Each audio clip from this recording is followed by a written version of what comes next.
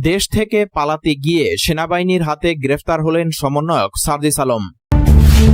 আমি কি করব সেটা কেউ জানে না, ইরানে মার্কিন হামলা সম্পর্কে নিয়ে বললেন ডোনাল্ড ট্রাম্প।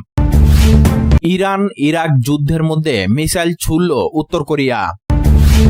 ইরানের ভয়াবহ হামলায় তেল আবিবে প্রাণহানি অর্ধশতাধিক। এতক্ষণে শুনছিলেন সংবাদ শিরোনাম, এবার বিস্তারিত। জাতীয় নির্বাচনকে সামনে রেখে যখন দেশের রাজনৈতিক অঙ্গন উত্তপ্ত, তখনই ঘটল অবিশ্বাস্য এক ঘটনা। জাতীয় নাগরিক পার্টির মুখ্য সমন্বয়ক সার্জিস আলম, যিনি দীর্ঘদিন ধরে বিভিন্ন বিতর্কিত বক্তব্য এবং গোপন রাজনৈতিক ষড়যন্ত্রের জন্য পরিচিত, দেশ ছাড়ার চেষ্টাকালে সেনাবাহিনীর বিশেষ অভিযানে গ্রেফতার হয়েছেন। এই গ্রেফতারের খবর ছড়িয়ে পড়তে দেশজুড়ে শুরু হয়েছে তোলপাড়। বিভিন্ন রাজনৈতিক বিশ্লেষক বলছেন এটি হতে পারে 2026 সালের নির্বাচনের আগে সবচেয়ে বড় রাজনৈতিক মোড়।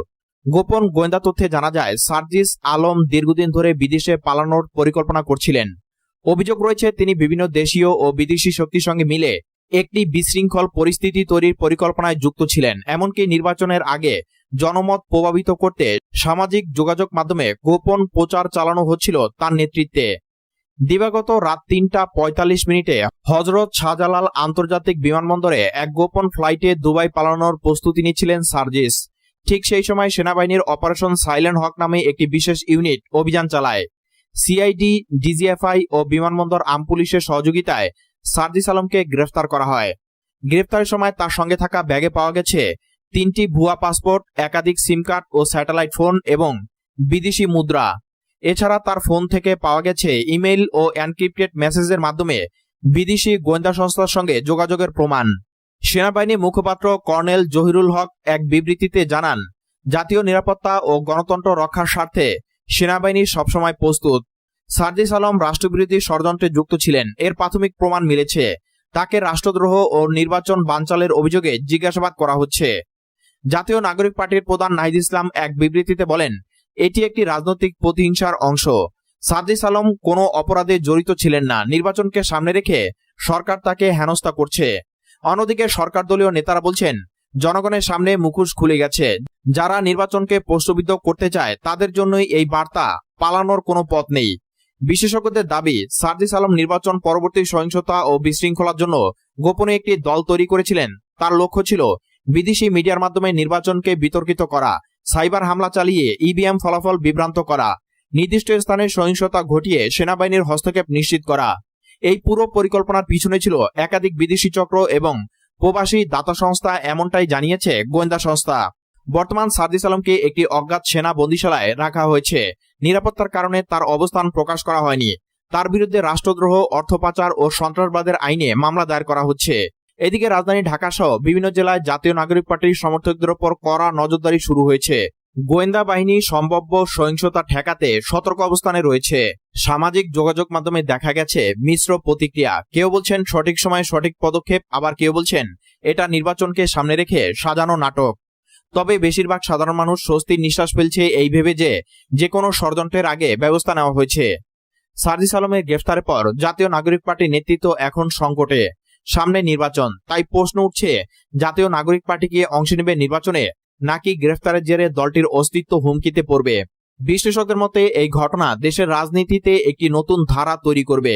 বিরোধী দলগুলো আরও সুশৃঙ্খলভাবে নির্বাচনী রাজনীতিতে আসতে বাধ্য হবে, কারণ পালানোর রাস্তা আর খোলা নেই।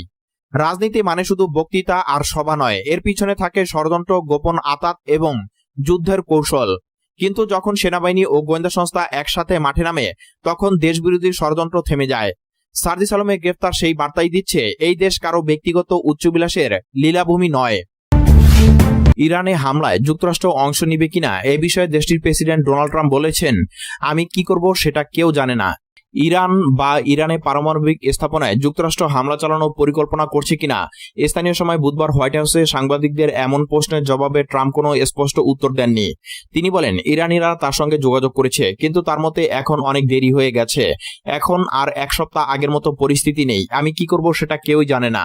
পরে হোয়াইট হাউসের ওভাল অফিসে সাংবাদিকদের ট্রাম্প বলেন, যুক্তরাষ্ট্র একমাত্র দেশ যা ইরানে ফর্দ পারমাণবিক স্থাপনাটি ধ্বংস করতে সক্ষম। তবে তিনি এও বলেন, তার মানে এই নয় যে আমি সেটাই করতে যাচ্ছি।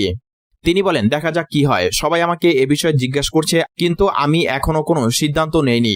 প্রেসিডেন্ট ট্রাম্প আবারও কোনো প্রমাণ ছাড়াই দাবি করেন ইরান পারমাণবিক অস্ত্র তৈরি থেকে মাত্র কয়েক সপ্তাহ দূরে ছিল। তবে ইরান এই দাবি বারবার অস্বীকার করে আসছে।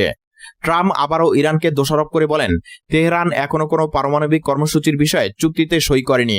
তবে তিনি যোগ করেন, হয়তো এখনো সেটা সম্ভব, কিন্তু খুব দেরি হয়ে গিয়েছে।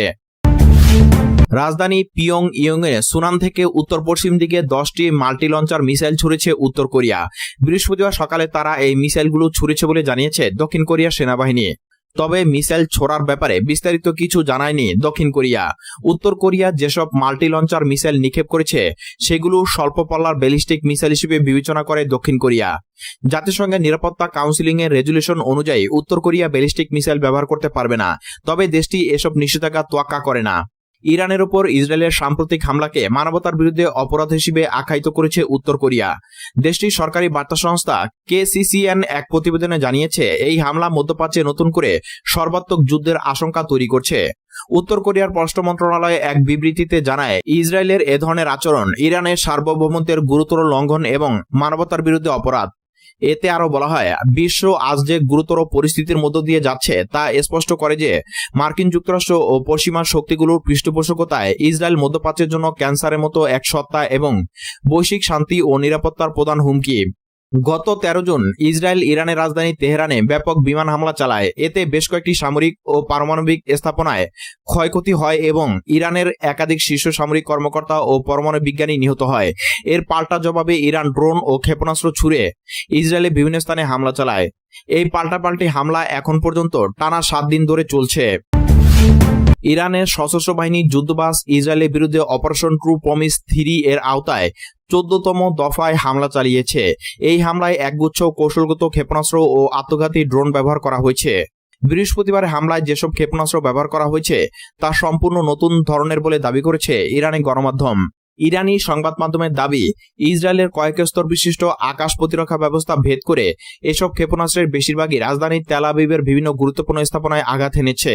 ইসরায়েলের ইরানি ক্ষেপণাস্ত্র আঘাত হানার দৃশ্য সম্প্রচার করার ব্যাপারে ইসরায়েলি সেনাবাহিনীর পক্ষ থেকে ব্যাপক মাত্রায় নিষেধাজ্ঞা আরোপ করা সত্ত্বেও বৃহস্পতিবারের হামলাগুলোর ছবি ও ভিডিও ব্যাপকভাবে সামাজিক মাধ্যমে ছড়িয়ে পড়ে। এসব ভিডিওতে দেখা যাচ্ছে আতঙ্কিত ইসরায়েলি প্রাণভয়ে দিকের দিক ছুটে পালাচ্ছে। কেউ ভূগর্ভস্থ আশ্রয় কেন্দ্রের দিকে যাচ্ছে, কেউ বা আতঙ্কে আশ্রয় কেন্দ্রের দিকে না গিয়ে উল্টো দিকে দৌড়ে যাচ্ছে। এ সময় ইসরায়েলিদের আতঙ্ক আরো বাড়িয়ে দিচ্ছে ভয়ঙ্কর শব্দের সাইরেন। ইসরায়েলি সংবাদ মাধ্যমের কোনো কোনো প্রতিবেদনে বলা হয়েছে, বৃহস্পতিবার ইসরায়েলের আকাশে অন্তত 50টি ইরানি ক্ষেপণাস্ত্র দেখা গেছে, যেগুলোর মধ্যে এই প্রথমবারের মতো একাধিক প্রজন্মের ক্ষেপণাস্ত্র ব্যবহার করা হয়েছে। ইসরায়েলি হতাহতের খবর প্রচার হওয়ার পর বিধিনিষেধ থাকলেও কোনো কোনো ইসরায়েলি সূত্র কেবল বৃহস্পতিবারের হামলায় 50 জনের বেশি মানুষ নিহত হয়েছে বলে জানিয়েছে। ইরানের সংবাদ মাধ্যম জানিয়েছে, বৃহস্পতিবারের হামলায় ইসরায়েল সরকারের বহু কৌশলগত স্থাপনাকে লক্ষ্যবস্তু বানানো হয়। এসব স্থাপনার মধ্যে রয়েছে সামরিক ও গোয়েন্দা সদর দপ্তর। এসব স্থাপনায় ইরানি ক্ষেপণাস্ত্র নিখুঁতভাবে আঘাত হানায় ইসরায়েলি আকাশ প্রতিরক্ষা ব্যবস্থা আয়রন ডোমের কার্যকারিতা নিয়ে আবারও প্রশ্ন উঠেছে। ইরানের ইসলামী বিপ্লবী গার্ড বাহিনী বলছে, ইসরায়েলের রাজধানী তেল আবিবের একটি হাসপাতালের কাছে অবস্থিত একটি জনগুরুত্বপূর্ণ গোয়েন্দা দপ্তরকে লক্ষ্য করে বৃহস্পতিবার হামলা চালানো হয়। সামাজিক মাধ্যমে ছড়িয়ে পড়া ভিডিওতে ওই হাসপাতালের ভিতরে লোকজনকে আতঙ্কিত অবস্থায় ছোটাছুটি করতে দেখা গেছে। ইতিমধ্যে বুঝতেই পারছেন আজকের খবরটি কতটা গুরুত্বপূর্ণ একটি খবর। বন্ধুরা চলুন ভিডিওতে আজকে আর বেশি কথা বাড়াবো না, সরাসরি আজকে আমরা চলে যাব মূল ভিডিওতে, আর সেখানে আজকে আমরা দেখব আজকের খবরের বিস্তারিত। সেনা প্রধান জনাব ওয়াকারুজ্জামান, জেনারেল ওয়াকারুজ্জামানকে উদ্দেশ্য করে গত সেই জুলাই আগস্ট বিপ্লবের পর থেকে আজ অবধি জনাব ওয়াকারুজ্জামান যা কিছু করেছেন, যা কিছু বলেছেন, আমি কায়মনো বাক্যে তা বিশ্বাস করেছি এবং তার প্রতি আমার অগাধ আস্থা এবং বিশ্বাস এটা এখনো অটুট রয়েছে। অনেক মানুষ দেখেন নানা রকম বিরূপ মন্তব্য করেছেন, যারা কন্টেন্ট ক্রিয়েট করেন, অনেকে থেকে বেইজ্জতি করে কথা বলার চেষ্টা করেছেন। কিন্তু রাষ্ট্র ক্ষমতার একটা শীর্ষ পর্যায় থেকে একজন সেনাপ্রধান বা একজন পুলিশ প্রধান কিংবা একজন মন্ত্রী, একজন এমপি, একজন প্রধানমন্ত্রী, তিনি আসলে কতটুকু করতে পারেন, এই বিষয়গুলো সম্পর্কে যেহেতু আমার একটু হলেও বাস্তব অভিজ্ঞতা রয়েছে, সেই কারণে আমি অনেকের উপর খুব আশাবাদ ব্যক্ত করি না। এক। ২ নম্বর হলো যে কাউকে সম্মান জানানোর ক্ষেত্রে বা কাউকে নিয়ে কটূক্তি করার ক্ষেত্রে আমি সতর্কতা অবলম্বন করি, যেন আমার কোনো কথা দ্বারা, কর্ম দ্বারা কোনো মানুষের পথে বাধা এবং বিঘ্ন তৈরি না হয়। তো সেই ক্ষেত্রে জেনারেল ওয়াকারুজ্জামান যেন আমার দ্বারা কোনো অবস্থাতেই তিনি আহত না হন, আমি সবসময় চেষ্টা করেছি সেইভাবে আমার যে সংযম এটা প্রদর্শন করার জন্য। এখানে একটা বিষয় হলো যে আমরা সবাই স্পষ্টভাবে জানি যে এখন ৩টি ক্ষমতার বলয় রয়েছে। জেনারেল ওয়াকারুজ্জামানের নেতৃত্বে একটি বলয়, যেখানে রাষ্ট্রপতি সঙ্গত কারণে তার সঙ্গে আছেন বা তিনি রাষ্ট্রপতির সঙ্গে আছেন। তার সাহায্য ছাড়া রাষ্ট্রপতি ১ মিনিট টিকে থাকতে পারতেন না এবং আগামীতে পারবেন না। এটা হলো বাস্তব অবস্থা। দ্বিতীয় হলো ডক্টর মোহাম্মদ ইউনূসকে কেন্দ্র করে একটি বলয়, আর তৃতীয় হলো বহির্শত্রু, বহির্দেশ বা বন্ধু দেশ। আমাদের যারা শত্রু রয়েছে তারাও যেভাবে আমাদেরকে বিভিন্ন ক্ষমতার অ্যাঙ্গেল থেকে খোঁচাখুচি করার চেষ্টা করছেন, বন্ধুরাও একই অবস্থা। আর আন্তর্জাতিক দুনিয়া, কূটনৈতিক অঙ্গন যেটিকে বলা হয়। তো এত কিছু তাপ এবং চাপের মধ্যে একজন লোকের পক্ষে দায়িত্ব পালন করা, কর্তব্য পালন করা সত্যিকার অর্থে কঠিন একটা বিষয়। তো সেই দিক থেকে যখন সেনাবাহিনী মাঠে ডিপ্লয় হলো, তখন আমার কাছে মনে হলো যে ওনারা নিধিরাম সর্দার হয়ে থাকবেন। এর কারণ হলো আমরা সেই 2018 সনে যখন সেনা ডিপ্লয় হয়েছিল, তখন সেনাবাহিনীর যে অসহায়ত্ব দেখেছি, ক্ষেত্র বিশেষে লোভ দেখেছি, লালসা দেখেছি, এবং জেনারেল আজিজ ওই সময়টিতে শেখ হাসিনার আজ্ঞাবহ একজন জেনারেল হিসেবে একটি বাহিনীকে যতটা নিচে নামানো সম্ভব ততটা নিচে নামিয়েছেন। এবং উপজেলা পর্যায়ে যারা দায়িত্বরত ছিলেন তারা কি মেজর ছিলেন না লেফটেন্যান্ট কর্নেল ছিলেন আমি বলতে পারবো না, কিন্তু তারা উপজেলাতে পুলিশের যে দায়িত্বরত ওসি রয়েছেন, সেই ওসি এবং টিওনো, তাদের কমান্ডের বাইরে তাদের একটা টু শব্দ করার কোনো ক্ষমতা ছিল না। ওসি সাহেব একটা ছাগল পাঠিয়ে দিতেন, সেটা জবাই করে সেনা সদস্যরা সেই যেখানে ক্যাম্প করেছিলেন সেখানে তারা খাওয়া দাওয়া করতেন, পোলাও কোরমা খেতেন, এর বাইরে তাদের কোনো ডিউটি ছিল না। 2018 সনে সেই সেনা সদস্যদেরকে যে একটা অবমাননাকর অবস্থায় ফেলে দেওয়া হয়েছিল, যাদের মধ্যে দেশপ্রেম রয়েছে, আত্মমর্যাদা রয়েছে এবং যারা সেনাবাহিনীর ঊর্ধ্বে এবং সেনাবাহিনীর র্যাঙ্ক এবং ব্যাজ এই দুটোকে তাদের মর্যাদার প্রতীক মনে করেন, তারা 2018 সনের নির্বাচনের মাঠে যে বিরূপ অবস্থার মধ্যে পড়েছিলেন ওটাকে তারা কিয়ামত পর্যন্ত ভুলতে পারবেন না। তো এই জন্য এবার যখন সেনা ডিপ্লয় করা হলো, অন্যকে কি বলেছেন জানি না, আমি প্রথম দিন থেকে বলেছি যে সেনাবাহিনীর ম্যাজিস্ট্রেসি পাওয়ার দরকার হবে। ম্যাজিস্ট্রেসি পাওয়ার ছাড়া তারা কিছুই করতে পারবে না। এখন আমার কথাই হোক কিংবা অন্য যে কোনো পরিবেশ পরিস্থিতির কারণেই হোক, সরকার তাদেরকে ম্যাজিস্ট্রেসি পাওয়ার দিয়েছে, এটা নজিরবিহীন বাংলাদেশে। কিন্তু সেই নজিরবিহীন ম্যাজিস্ট্রেসি পাওয়ার নিয়ে আইন শৃঙ্খলা রক্ষা, জনমনে প্রশান্তি আনা এবং রাষ্ট্রকে একটি নির্দিষ্ট দিকে নেওয়ার জন্য সেনাবাহিনীর প্রতি মানুষের যে আশা আকাঙ্ক্ষা তা 1%ও হয়নি। এখানে কিছু সস্তা জিনিস হয়েছে, কাউকে লাঠি দিয়ে পেটানো হচ্ছে, কারো হেলমেট আছে কিনা তা চেক করা হচ্ছে, কিন্তু সত্যিকার অর্থে কোনো একটি এলাকাতে সেই এলাকার পরিবেশ পরিস্থিতি রাষ্ট্রের অনুকূলে আনা, আইন শৃঙ্খলা মানে যাকে বলা হয় শান্তিপূর্ণ করা, এই কাজটি সেনাবাহিনী করেনি। কেন করেনি, কী জন্য করেনি, এটা নিয়ে বহু তর্ক আছে, বিতর্ক রয়েছে। কিন্তু এখানে সেনাপ্রধান ওয়াকারুজ্জামানকে নিয়ে আমি যে কথাটা বলতে চাই সেটি হলো, এখনো পর্যন্ত তার অধীনে যেভাবে কমান্ড রয়েছে, এখনো পর্যন্ত তার প্রতি লোকজনের যে বিশ্বাস এবং আস্থা অব্যাহত রয়েছে, যেটি বাংলাদেশে বিরল, ইতিপূর্বে কখনো হয়নি। এক। 2 নম্বর হলো যে তিনি যদি এই পুরো পরিস্থিতিকে নিয়ন্ত্রণ করতে না পারেন, ইতিহাস তাকে ক্ষমা করবে না এবং তার জীবনে এতটা বিপর্যয় নেমে আসবে যে বিপর্যয় কোনো সেনাপ্রধান, কোনো মন্ত্রী, কোনো এমপি কারো জীবনে কখনো ঘটেনি বাংলাদেশে। পরিস্থিতি সেদিকে এগুচ্ছে। আর এই কথাটা এখন খুব নিষ্ঠুরভাবে আমাকে বলতে হচ্ছে এই কারণে যে আমরা ডক্টর মোহাম্মদ ইউনূসকে যে প্রধান উপদেষ্টা মেনে নিয়েছি সেনাবাহিনী প্রধানের কথায়, তার পছন্দে। তিনি যদি না চাইতেন এটা হতো না। এর কারণ হলো শেখ হাসিনা পালিয়ে যাওয়ার পরে পুরো মানুষের, দেশের যে কনসেন্ট্রেশন, সেই কনসেন্ট্রেশন ছিল ক্যান্টনমেন্টের দিকে, সেনাবাহিনীর দিকে। সেনাপ্রধান ওয়াকারুজ্জামান যদি ওই দিন চিফ মার্শাল অ্যাডমিনিস্ট্রেটর হতে চাইতেন, সেদিন যদি প্রেসিডেন্ট হতে চাইতেন, সারা বাংলাদেশ কায়মনোবাক্যে তাকে মেনে নিত। এমনকি বিএনপি 2-3 বছরের মধ্যে কোনো টু শব্দ করতো না। আমি বিএনপির একেবারে শীর্ষ পর্যায়ের সাথে কথাবার্তা যখন বলেছি, সবসময় আমরা চেয়েছি যে একটা ইন্টারভেন হোক, শেখ হাসিনার পতন হোক, সেনাবাহিনী ক্ষমতায় আসুক এবং 5-6 বছর তারা ক্ষমতায় থাকুক, একটা লেভেল প্লেয়িং ফিল্ড করার জন্য। কিন্তু সেনাপ্রধান নিজের দুর্বলতার জন্য হোক, অক্ষমতার জন্য হোক, স্নায়বিক দুর্বলতার জন্য হোক, ব্যক্তিত্বের জন্য হোক, ভয়ের জন্য হোক, নির্লিপ্ততার জন্য হোক, হোয়াট এভার মেবি, তিনি ক্ষমতা না নিয়ে তিনি ক্ষমতা দিয়েছেন ডক্টর মোহাম্মদ ইউনূসের হাতে। এবং তিনি যেভাবে রাজনীতিবিদদেরকে ডেকেছেন, অন্য কোনো মানুষ ডাকলে যেত না, রাজনীতিবিদরা তাকে বিশ্বাস করেছে। তিনি জনগণকে যে দৃঢ়তার সঙ্গে বলেছেন যে আমি দায়িত্ব নিলাম, সেই দায়িত্ব 1%ও তিনি পালন করেননি।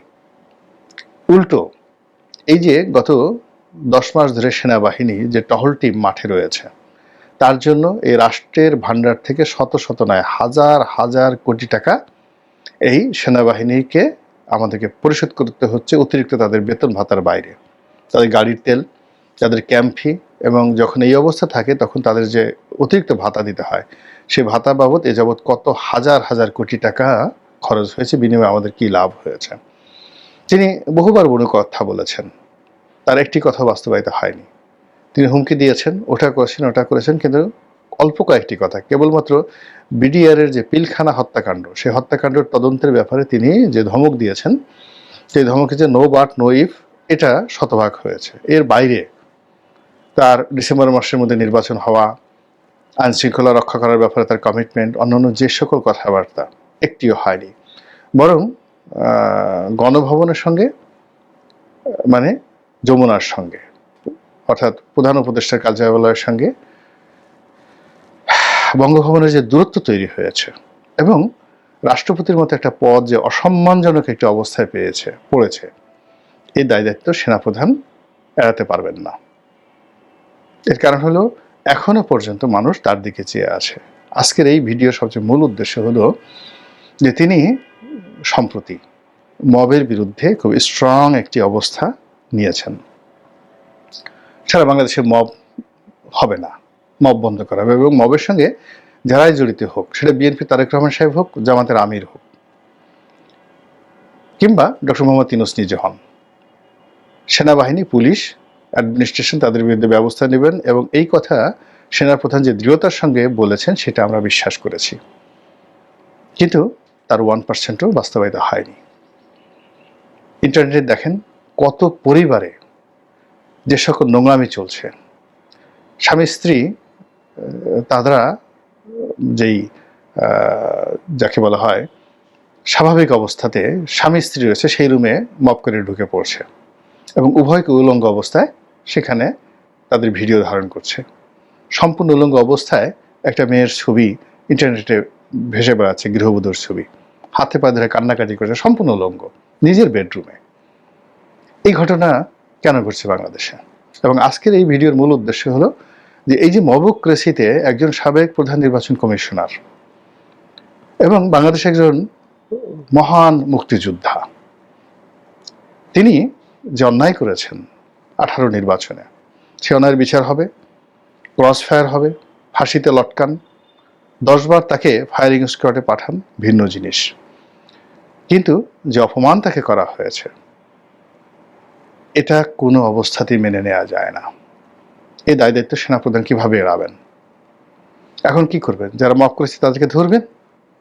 এই মবের পেছনে কি যাকে বলা হয় অনেক মাথা নেই? এই ঘটনার সাথে কি অনেক রাজনৈতিক শক্তি জড়িত নেই?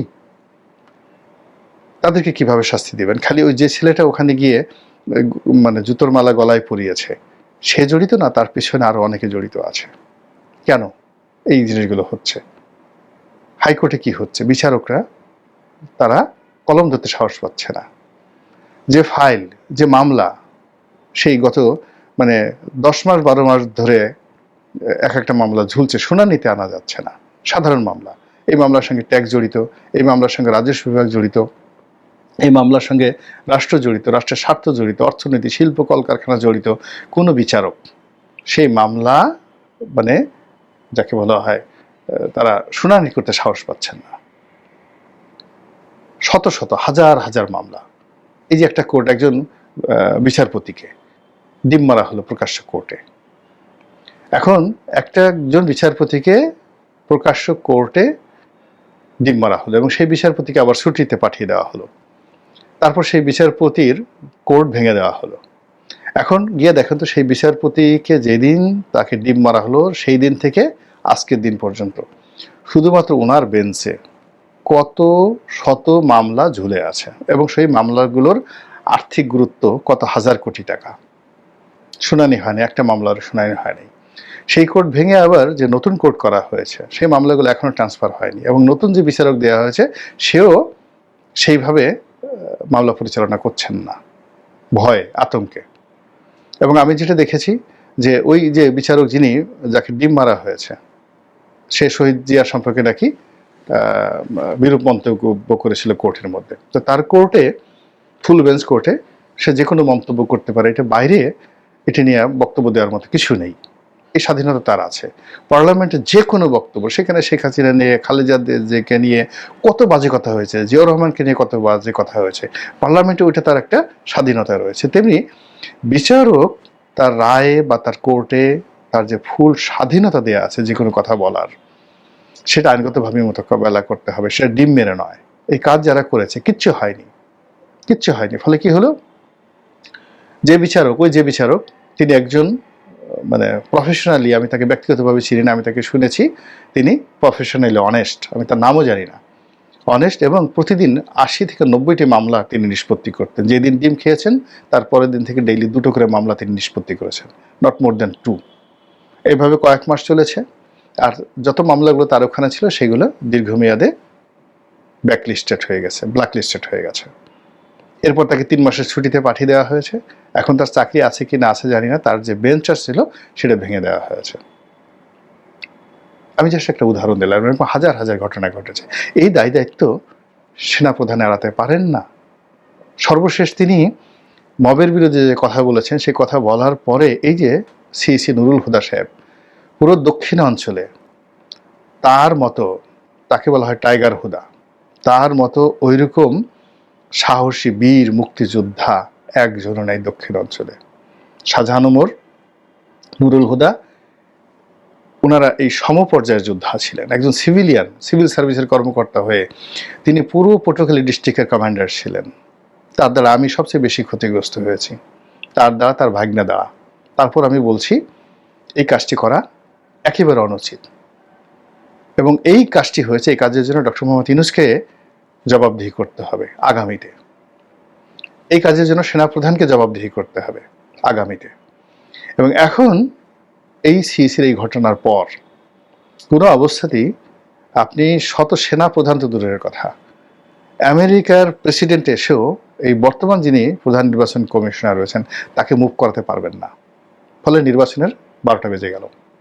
এই একটা কাজে পুরো নির্বাচন কমিশনের মধ্যে যে আতঙ্ক ছড়িয়ে পড়লো, এর ফলে কিসের ফেব্রুয়ারিতে নির্বাচন, যত সভ্য কাজ কথাবার্তা। এই জিনিসগুলো আমাদের যে সম্মানিত সেনাপ্রধান, তাকে বুঝতে হবে যে তিনি কি করে চলেছেন, তার প্রতি জনগণের বিশ্বাস কি, আস্থা কি। আজকে আমার মতো মানুষকে কেন এই কথা বলতে হলো? আল্লাহ আমাদের সবাইকে হেদায়েত দান করুন এবং হেফাজত করুন। আসসালামু আলাইকুম রহমতুল্লাহি ওয়া বারাকাতুহু। আসসালামু আলাইকুম। আমাদের সেনাপ্রধান জেনারেল ওয়াকারুজ্জামানের সঙ্গে জাতীয় নিরাপত্তা উপদেষ্টা ডক্টর খলিলুর রহমানের সঙ্গে একটা দূরত্ব রয়েছে, এটি মোটামুটি মানুষের একটি প্রতিষ্ঠিত ধারণা এবং তার কিছু যৌক্তিক কারণও নিশ্চয়ই রয়েছে। এবং ডক্টর খলিলকে কেন্দ্র করে সরকারের সঙ্গে সেনা প্রধানের যে একটা দূরত্ব শুরু থেকেই সেটি আরও গভীর হয়েছে, এ কথাও মানুষ জানে। এমন একটি অবস্থার মধ্যে একজন ডেপুটি নিয়োগ দেওয়া হতে যাচ্ছে এই পদে, অর্থাৎ ডেপুটি ন্যাশনাল সিকিউরিটি অ্যাডভাইজার বা উপজাতীয় নিরাপত্তা উপদেষ্টা পদে নিয়োগ দেওয়া হতে যাচ্ছে, যেমনটি শোনা যাচ্ছে গুঞ্জন আকারে, অবসরপ্রাপ্ত লেফটেন্যান্ট জেনারেল আবু তোয়েব মোহাম্মদ জহিরুল আলমকে। এবং ভারতের অন্যতম প্রধান গণমাধ্যম ইকোনমিক টাইমস থেকে শুরু করে বিভিন্ন গণমাধ্যমে এ ধরনের একটি রিপোর্ট এসেছে, যেখানে বলা হচ্ছে যে লেফটেন্যান্ট জেনারেল জহিরুল আলম প্রধান উপদেষ্টার খুব কাছের মানুষ হতেই পারেন, অস্বাভাবিক কিছু না। তাছাড়া আমাদের প্রধান উপদেষ্টা তো তার মুখ চেনা মানুষগুলোকেই সরকারের বিভিন্ন পদে বসিয়েছেন, উপদেষ্টা পরিষদের প্রায় সবই তো তার মানুষ। আর জেনারেল জহিরুল আলমের বাড়ি চট্টগ্রামে, প্রধান উপদেষ্টা চট্টগ্রামের বাইরে খুব বেশি আসতে পারেন না, তার জন্য কষ্টসাধ্য হয়ে পড়ে, এটিও সত্য কথা। কিন্তু এখানে বলা হচ্ছে যে তিনি নাকি আমাদের বর্তমান স্বরাষ্ট্র উপদেষ্টা জেনারেল জাহাঙ্গীর আলমের ব্যাচমেট, যদিও আমি জানি যে তিনি আমাদের স্বরাষ্ট্র উপদেষ্টার অনেক সিনিয়র। এবং 2001 সালে বিএনপি যখন ক্ষমতায় ছিল তখন বিডিআরের প্রধান হিসেবে কাজ করেছেন এবং তিনি হামদর্দ বাংলাদেশ লিমিটেডের ট্রাস্টি বোর্ডের একজন সদস্যও ছিলেন। ভারতের এই গণমাধ্যমগুলো যেটা দাবি করছে তা হচ্ছে, যা লেখা হচ্ছে, আমি একেবারে স্পষ্টভাবে লাইনটি পড়ছি, the appointment may could further dent Dhaka ties with new Delhi. অর্থাৎ তাকে এই পদে নিয়োগ দেওয়া হলে ভারতের সাথে বাংলাদেশের এই মুহূর্তে যে সম্পর্ক একেবারে তলানিতে বিরাজ করছে, সেই সম্পর্ক আরও বেশি খারাপ হতে পারে, খারাপ হওয়ার সম্ভাবনা রয়েছে। এগুলো ভারতের গণমাধ্যমের দাবি এবং তারা দাবি করছেন জেনারেল জহিরুল আলমের সঙ্গে নাকি পাকিস্তানের সামরিক গোয়েন্দা সংস্থা আইএসআই এর ঘনিষ্ঠ যোগাযোগ রয়েছে।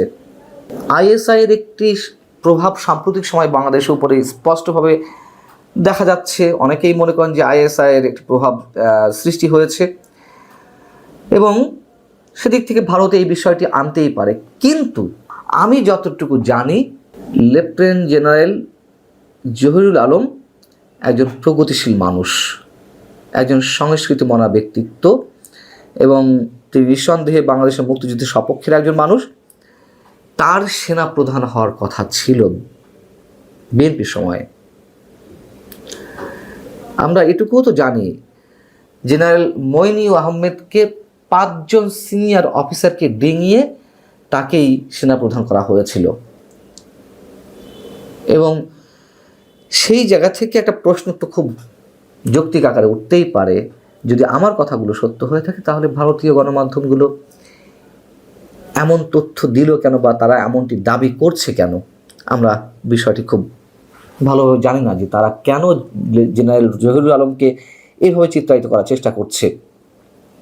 তবে যে প্রশ্নগুলো উঠতেই পারে, যেহেতু তার সেনা প্রধান হওয়ার কথা ছিল, অনেক সিনিয়র মোস্ট পারসন পেশাগত জায়গা থেকেও, তাকে কেন উপজাতীয় নিরাপত্তা উপদেষ্টা পদে নিয়োগ দেওয়া হবে?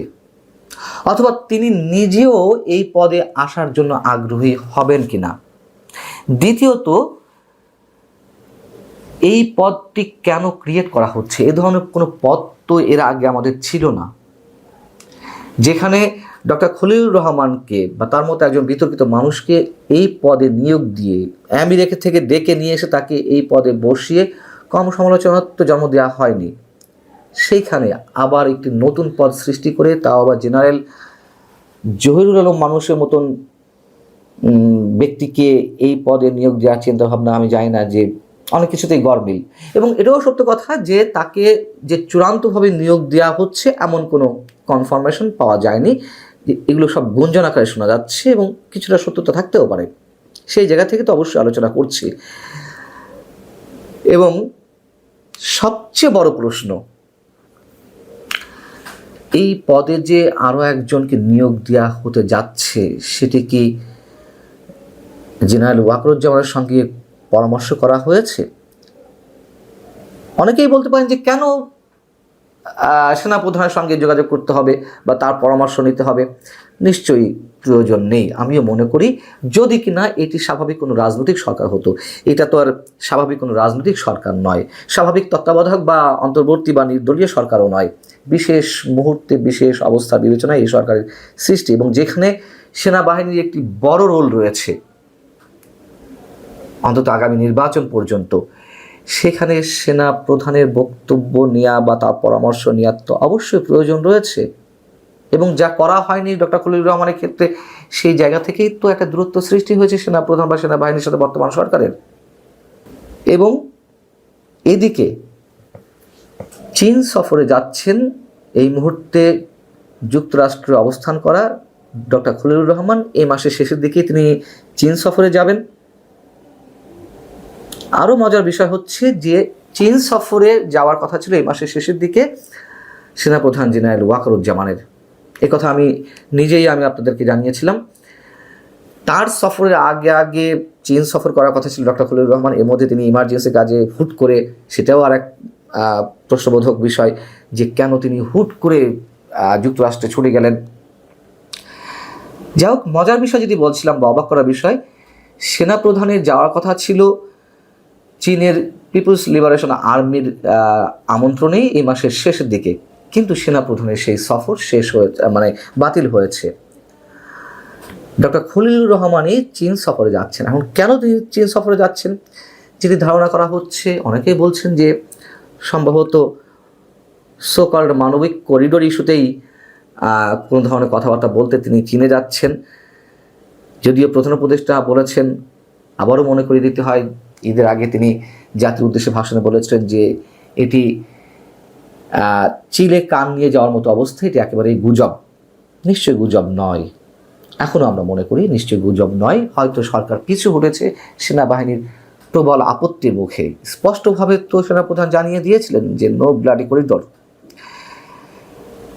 এখন আমাদের প্রধান উপদেষ্টা ঠিকই মন্তব্য করেছেন, করতেই পারেন, কিন্তু অনেকেরই ধারণা যে এটি একেবারেই যে ক্যান্সেল হয়ে গেছে তা নয়। এবং যুক্তরাষ্ট্রের যেহেতু এজেন্ডা, যুক্তরাষ্ট্র তার বার্মা অ্যাক্ট অনুযায়ী মিয়ানমারে প্রবেশ করবেই, মিয়ানমারে আধিপত্য তারা সৃষ্টি করবেই, এটি তাদের মোটামুটি চ্যালেঞ্জ।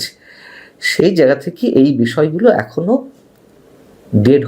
ডেড হয়ে যায়নি। এবং সেই বিষয়টিতে সম্ভবত কোনো ধরনের পরামর্শ করতে, কোনো ধরনের আলোচনা করতে ডক্টর খলিলুর রহমান চীন সফরে যাচ্ছেন, যেটি জানা যাচ্ছে। যেহেতু সেনাবাহিনীর তীব্র আপত্তি রয়েছে এই বিষয়ে, বন্দর ইস্যুতেও তো ছিল, তারপরেও চট্টগ্রাম বন্দর ডিপি ওয়ার্ল্ডের হাতে ছেড়ে দেওয়া হচ্ছে বা সেই উদ্যোগ এর মধ্যে সম্পন্ন হয়েছে। ধন্যবাদ প্রিয় দর্শকবৃন্দ, আমাদের ফুল ভিডিওটি দেখার জন্য আপনাকে জানাই অসংখ্য ধন্যবাদ। তো বন্ধুরা, আজকের এই নিউজটি দেখে আপনাদের কি মতামত অবশ্যই কমেন্ট বক্সে কমেন্ট করতে ভুলবেন না। আর হ্যাঁ, এমন নিত্য নতুন আপডেট খবর সবার আগে পেতে চাইলে এখনই আমাদের এই পিচ্চি সাকিব ইউটিউব চ্যানেলটি সাবস্ক্রাইব করুন। ধন্যবাদ।